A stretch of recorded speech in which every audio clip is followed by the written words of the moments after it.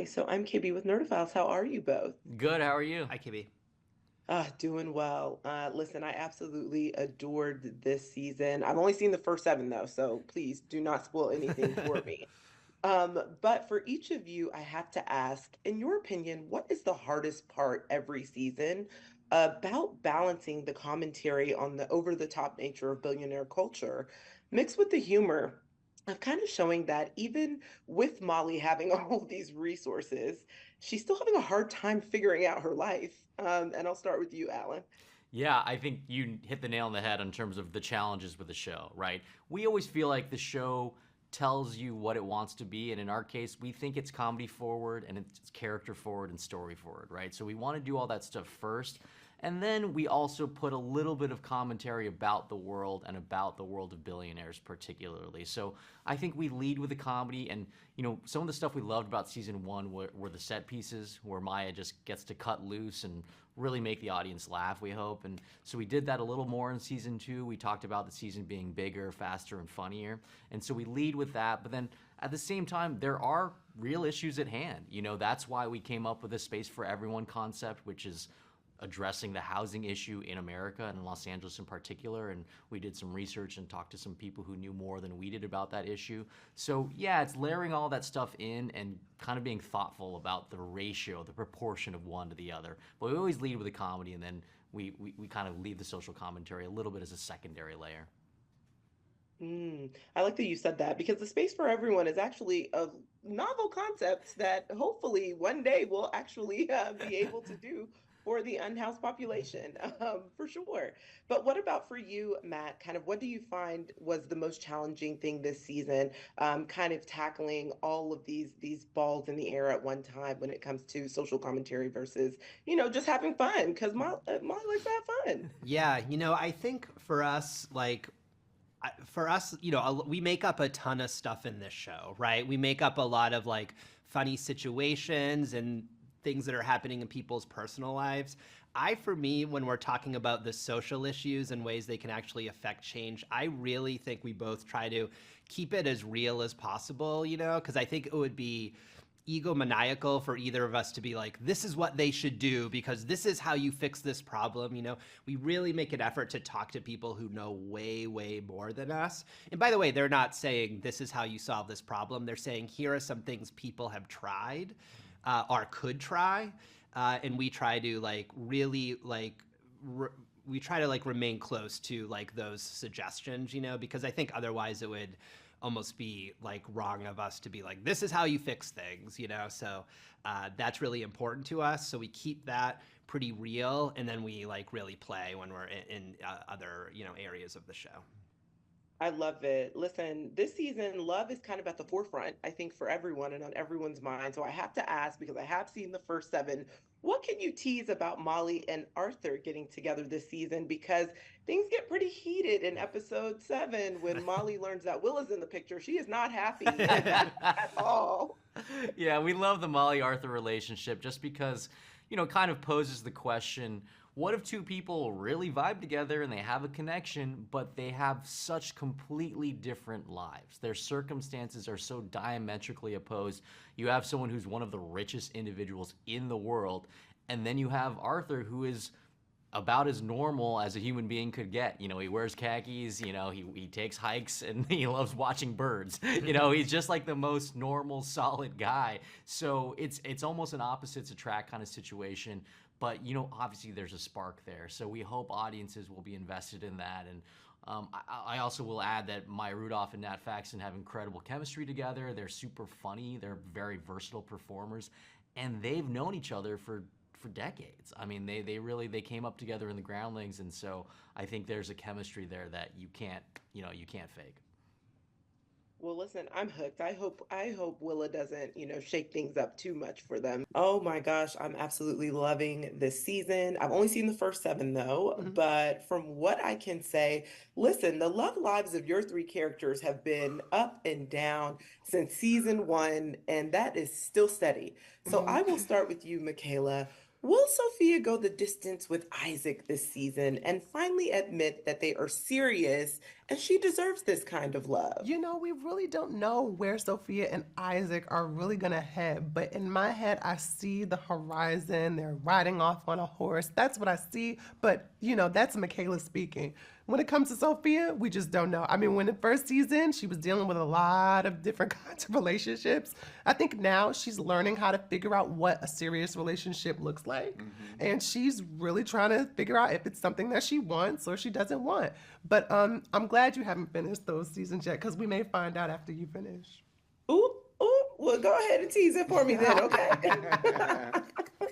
And for you, Nat, listen, I have to talk about Arthur and Molly because I want them to be a full-fledged couple together this season. But she is his boss. And Okay, you're right. also, Willa has come in like a little tornado that we were Mhm. not expecting in these episodes. So, Yes. what can you tease about Arthur and Molly in season two? Well, I think there is.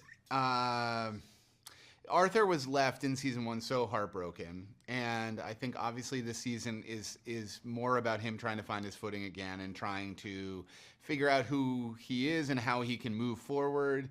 But it's that sort of age-old question of how do you move forward when you secretly are longing for something that you are technically not allowed to have, or it's not reciprocated, or it's complicated because of the work environment you are in. So I think Arthur is trying to progress and trying to mature and trying to move forward, but I think this season is sort of about his struggle in doing that when he knows underneath there's something that is fighting him.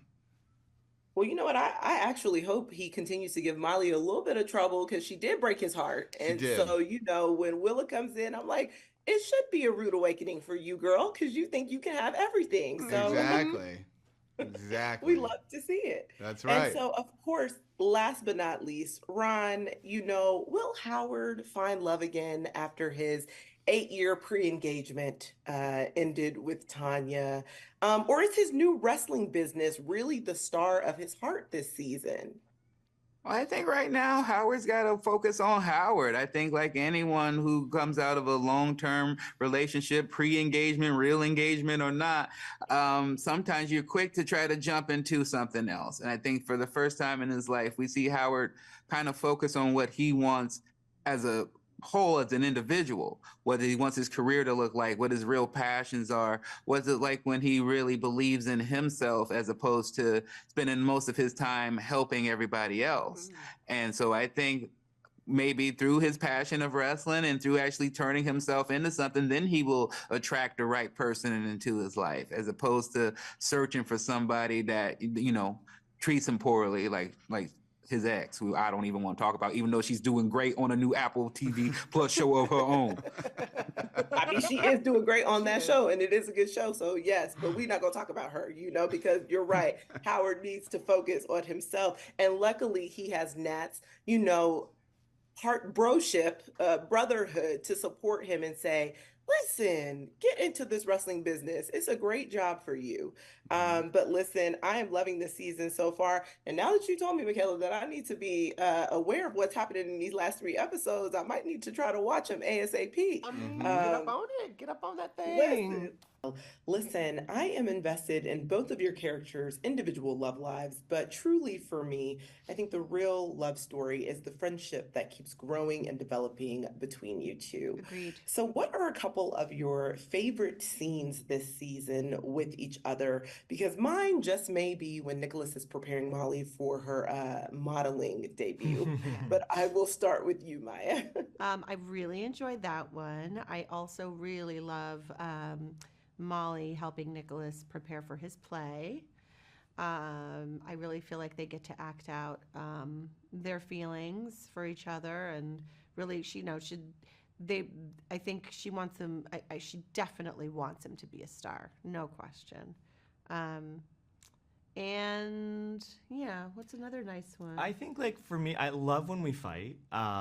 It's so fun to play that. I mean, it hurts my soul, like, as the character, but it really is, like, so fun to do that. And then for me, too, like, I think in the modeling episode, I love when I get to give you a pep talk. Like, Yeah. for me, that's always so fun. Like, one at the it at the echoes bar, at the yeah. bar, yeah. And it echoes that very first scene in the pilot where I'm like the Migos of it all. Yeah, like any moment where you get to see that aspect of their relationship is so fun for me to play, and yeah, just the different layers that we get to see in season 2. I think we is so great. compliment each other at one point, like, I love your eyes, or some. I mean, we really stare into each other's eyes a lot more this season. That's why you got to the real love story. You're Yeah, constantly exactly. gazing into each other's eyes, I think. Yeah. But I also want to talk about family a little bit. And so, in terms of family, like I saw the episode where we get to see Nicholas's conservative parents come join us as a surprise for Molly. So will they come back before the end of season 2? And also for you, Maya, will we get another cousins gathering before the end of season 2 Oh. with Molly and her family? But I'll start with you, Joel, to answer about your parents. I can tease that, like, certainly, like, the family issue is not dead after episode 3, certainly, but I don't know if I'm specifically allowed to say any of the specifics of, like, the plot of the season, but it is definitely a thread that carries on Yeah. later on into the season. Oh, I love I it. loved the cousins episode, and I hope that there can be more of that for sure in the future, as the kids say. No one's hope so, ever too. said that. Which kids? I was like, I'm Don't not sure know. who said it, but you know what, girl? Let's do it. We're going to start today. We're going to do it. Well, listen, either way, I still love how much time Molly and Howard are getting to spend together and Yeah. developing their cousin relationship. I in love that way. too, and you get to see a little extra this season, which is nice. Right. So last but not least, Maya, I have to ask about the Arthur and the Molly of it all. Listen, we see Willa this season. She comes in like a little tornado, but I think mostly what she does is she wakes Molly up to the fact that you can't always get what you want. Yeah. So, And you better can you teach act us a on little it. bit You better try to Yeah. get in. Like, I think sometimes you need to be reminded that you're not, you can't just sit on these feelings. So it sort of wakes her up to do something, and I think it's just a matter of, trying not to mess it up. And I think it's really hard when you have a supermodel in the way. That's hard. Well, listen, Molly too is a supermodel. We found out in the episode. So, I mean, it's just two supermodels competing against each Thank other at you. this point. That's what I was waiting for. It was your prompt, and She you really nailed it. Set you up and you hit it out of the park, KB. Right there, right there. Well, thank you both so much. This is actually one of my favorite comedies. So, thank you. I really appreciate you guys chatting with Nerdophiles. Thank Thank you. you.